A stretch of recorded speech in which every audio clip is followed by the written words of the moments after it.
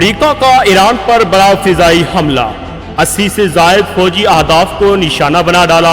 امریکی فوج نے رات گئے ایران میں 80 سے زائد فوجی اہداف پر بڑے پیمانے پر فضائی حملے کیے ہیں۔ امریکی فوج کے مطابق کارروائی ایران کی جانب سے بحری گزرگاہ میں 3 تجارتی جہازوں پر حملوں کے جواب میں کی گئی۔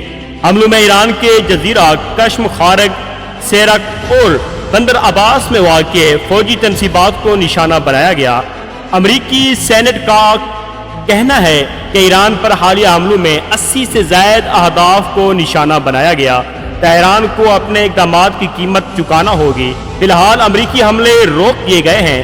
دوسری جانب امریکی میڈیا ادارے ایگزیوس کے مطابق صدر ڈونلڈ ٹرمپ نے ترکیہ کے دورے کے دوران ایران پر حملوں کی منظوری دی تھی۔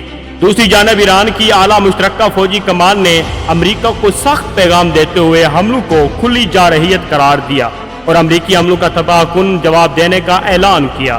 کہا کہ ابنائے ہرمز میں محفوظ بحری راستہ وہی ہوگا جو تہران مقرر کرے گا۔ ابنائے ہرمز کے انتظام میں امریکی مداخلت قبول نہیں، ایرانی عسکری کمان۔